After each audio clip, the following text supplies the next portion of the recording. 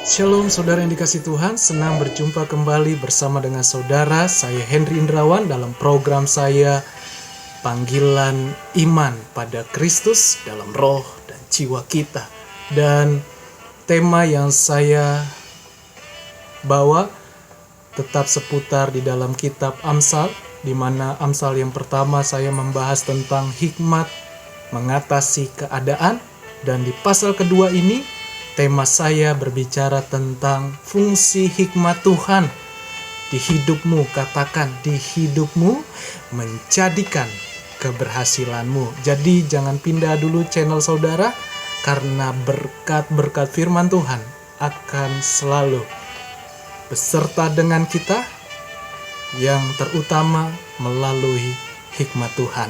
Mari terlebih dahulu kita sama-sama berdoa. Haleluya. Tuhan Yesus, terima kasih buat anugerah-Mu dalam hidup kami. Kami ada sampai hari ini karena kasih setia Tuhan. Terima kasih ya Tuhan, saat ini dengan kerendahan hati hamba minta urapan Tuhan, pewahyuan, ilham atau hikmat Roh Kudus turun atas kami, sehingga kami diberkati lewat kebenaran firman-Mu.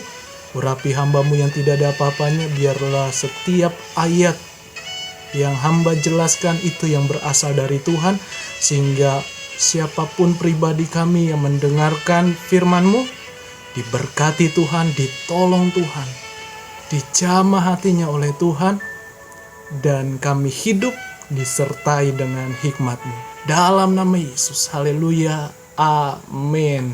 Mari kita buka Alkitab kita. Kita buka Alkitab kita dalam Amsal pasal yang kedua ayat 1-10. Faedah daripada menuntut hikmat. Hai anakku, jikalau engkau menerima perkataanku dan menyimpan perintahku di dalam hatimu, sehingga telingamu memperhatikan hikmat dan engkau mencenderungkan hatimu kepada kepandaian. Ya, jikalau engkau berseru kepada pengertian dan menunjukkan suaramu kepada kepandaian, jikalau engkau mencarinya seperti mencari perak dan mengejarnya seperti mengejar harta terpendam, maka engkau akan memperoleh pengertian tentang takut akan Tuhan dan mendapat pengenalan akan Allah.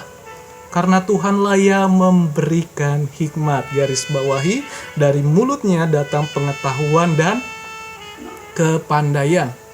Ia menyediakan pertolongan bagi orang yang jujur, menjadi perisai bagi orang yang tidak bercela lakunya, sambil menjaga jalan keadilan dan memelihara jalan orang-orangnya yang setia. Garis bawahi lagi, maka engkau akan mengerti tentang kebenaran, keadilan, kejujuran, bahkan setiap jalan yang baik. Karena hikmat akan masuk ke dalam hatimu dan pengetahuan akan menyenangkan jiwamu. Puji Tuhan. Nah saudara, bahwa banyak orang mengatakan keberhasilan, kesuksesan itu dapat dinilai dari segi harta, segi kedudukan atau kekuasaan, dari segi karir atau pekerjaan, atau sesuatu menemukan yang baru, disebut ilmuwan. Dan memang itu baik, itu perlu bagi kehidupan kita di dunia ini. Tetapi orang yang percaya kepada satu nama, kita belajar dari kitab Amsal ini, yaitu Raja Salomo. Keberhasilannya, kekayaannya, kesuksesannya itu berasal dari hikmat Tuhan. Di mana Amsal 1 ayat 7 dikatakan, takut akan Tuhan adalah permulaan pengetahuan, tetapi orang bodoh menghina hikmat dan didikan. Jadi kata kuncinya adalah takut akan Tuhan, mengasihi Tuhan. Jadi saudara yang dikasih Tuhan, di ayat 1 sampai ayat 3 ini saya merenungkan firman Tuhan. Hal ini berbicara tentang bahwa hikmat Tuhan berjalan dan bekerja dalam hal yang pertama, menerima perkataanku, kata Salomo. Artinya dari Taurat, dari firman-Nya kita mau terima ya, dengan lapang hati. Yang kedua, menyimpan perintah di hati, tidak melupakan begitu saja, dari kepandaian. Artinya kita bijak di setiap mengambil keputusan. Jadi jangan ceroboh, jangan gegabah, jangan langsung gelisah, jangan langsung panik. Minta hikmat, karena hikmat ada di dalam kepandaian akan pengetahuan firman Tuhan. Dan yang ketiga yaitu telinga memperhatikan hikmat, artinya mendengar firman-Nya dari iman, pertumbuhan iman kita. Dan suaramu kepada kepandaian, itu yang dialami oleh keluarga Salomo atau Raja Salomo, dan juga dia dapatkan dari papahnya, yaitu Raja Daud sendiri, yang melekat, yang mengasihi Tuhan, yang cinta akan Taurat Tuhan. Dan ayat yang keempat dan kelima, jika engkau mencarinya seperti mencari perak, dan mencarinya juga seperti harta terpendam. Artinya untuk memperoleh hikmat Tuhan itu bukan hanya sekedar percaya menjadi Kristen, tapi melebihi itu semua adalah ada proses, perlu ada perjuangan iman kita untuk belajar, untuk berlatih, untuk menggali terus kebenaran firman Tuhan lewat hubungan pribadi kita dengan Tuhan, melayani Tuhan, mengasihi Tuhan, sampai kita memperoleh hikmat Tuhan dan dapat mengerti dan mengasihi Tuhan dengan benar, sehingga kita tidak terbawa arus, kita tidak tersesat, kita tidak terombang-ambing dengan pengajaran-pengajaran di luar Kristus, tetapi iman kita tetap teguh dalam hikmat Tuhan. Jadi saudara, kita perlu belajar, baik belajar dalam iman kita, baik belajar dalam pendidikan. Kalau saudara dipercayakan untuk sekolah, sekolahlah dengan benar, karena itu penting. Tetapi bukan itu menjadi kesombongan kita, menjadi kegagahan kita, tapi semua karena anugerah Tuhan. Jadi saudara, masih ada waktu kesempatan. Mari layani Tuhan disertai dengan hikmat Tuhan. Dan juga ayat yang ke-6 dikatakan, karena Tuhanlah yang memberikan hikmat. Tahukah saudara, hanya Tuhan, bukan karena engkau kaya, bukan karena engkau hebat, atau engkau dikenal dengan banyak orang, atau karena kekuasaan, kedudukan saudara, atau gelar yang panjang. Tidak, tetapi orang yang mencintai Tuhan, yang mengasihi Tuhan, ada hikmat Tuhan. Karena hikmat Tuhan atau ilhamnya itu melampaui dari segala pemikiran manusia yang terbatas. Manusia ini sangat terbatas. Jadi hikmat Tuhan tanpa batas. Saya beri contoh. Saudara bisa mengukur kedalaman laut di Indonesia ini. Waktu kapal tenggelam, kapal selam, itu belum sampai dasarnya. Dan itu sudah ribuan kilometer dalamnya. Artinya bahwa betapa dalamnya tak terbatas, betapa tingginya alam semesta ini tanpa bisa diukur oleh kemampuan manusia.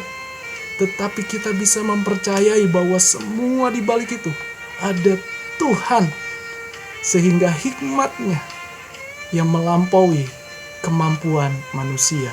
Jadi bersyukurlah engkau punya Tuhan, tidak terbatas dengan apapun. Bukalah hati saudara, percayalah dalam iman, Tuhan sanggup memberikan kita hikmat tanpa batas. Dan ayat yang ke-7 sampai 9 ini berbicara tentang hasil dari hikmat, fungsi dari hikmat, di mana kita diubahkan. Yang dulu kita tersesat, yang dulu kita gelap, yang dulu kita jatuh dalam ikatan dosa, tapi ketika mengenal Tuhan seperti Salomo, hidupnya diubahkan. Dia jaya, dia pribadi yang sangat dibutuhkan karena ada hikmat Tuhan. Mengubah karakternya, mengubah sifatnya, mengubah kehidupannya. Di mana dikatakan tadi, ia menyediakan pertolongan bagi orang yang jujur, artinya orang yang terbuka, yang transparan, yang tulus, yang murni hatinya, dan dia tidak bercela.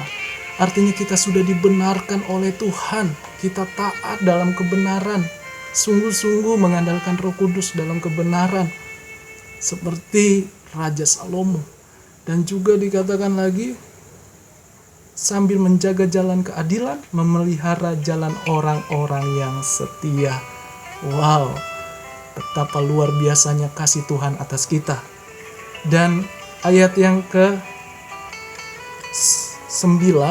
maka engkau akan mengerti tentang kebenaran, keadilan, kejujuran, bahkan setiap jalan yang baik. Jadi saudara, hikmatlah yang akan menuntun kita kepada kebenaran, keadilan Tuhan, dan kejujuran. Dan juga yang lainnya, berkat yang lainnya. Dan ayat 10, karena hikmat akan masuk dalam hatimu, pengetahuan akan menyenangkan jiwamu. Hikmat memberi kita kemenangan, keberhasilan, kekuatan, jalan keluar.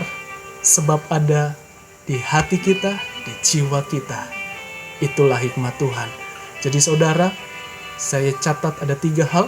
Berkat, keberhasilan, fungsi hikmat Tuhan. Yang pertama, yaitu jangan menolak hati dan pikiranmu, tetapi aku mau. Katakan, aku mau. Udah, jangan ragu, jangan bimbang. Buka hati saudara, tetap beriman, minta hikmat Tuhan. Dikatakan tadi, hai anakku, jikalau engkau menerima, engkau menyimpan, engkau memperhatikan, dan hatimu juga terpusat kepada pengetahuan, kepandaian dari Tuhan. Mari saudara, buka hati kita. Di kitab Amsal kita belajar dalam hal ini kesuksesan, keberhasilan Salomo. Dia tidak menolak, dia mau menerima, dia mau belajar, dia mau menyimpan, dan tidak melupakan begitu saja. Dia setia kepada Tuhan.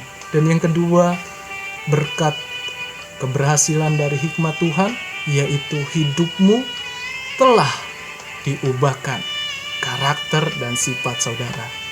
Dan tadi saya sudah bahas, saya sudah perkatakan, tujuan Tuhan itu mulia ketika kita diciptakan di dunia ini. Berbeda-beda tetapi saling melengkapi, saling menyatu, saling mengingatkan, bukan saling bertolak belakang. Tuhan punya tujuan yang pasti dalam hidup kita. Makanya mari kita bergairah di dalam Tuhan. Orang dunia berkata, udahlah. Orang dunia berkata, sudah hancur. Orang dunia berkata, tidak ada pengharapan. Tapi orang percaya, ingat, orang percaya dalam Tuhan, beriman kepada Tuhan, berkata, masih ada hikmat Tuhan yang memberikan jalan keluar, solusi mengatasi keadaan kita. Dan yang ketiga, hikmat selalu ada bagi orang yang setia. Yang setia apa saudara? Yang setia sungguh-sungguh mencari Tuhan, mencari wajahnya. Orang yang mau membuka hati, orang yang mau diproses. Karena ikut Tuhan bukan instan, bukan langsung jadi, tapi diproses untuk memiliki nilai ilahi. Orang yang taat, orang yang berkomitmen tinggi di dalam Tuhan. Tidak setengah hati, tidak suam-suam, tetapi tetap andalkan Tuhan. Kita berkata, diberkatilah orang yang mengandalkan Tuhan, yang menaruh harapannya pada Tuhan. Itu saja yang saya bagikan. Ingatlah, fungsi hikmat Tuhan selalu menjadikan kita berhasil dalam hidup ini.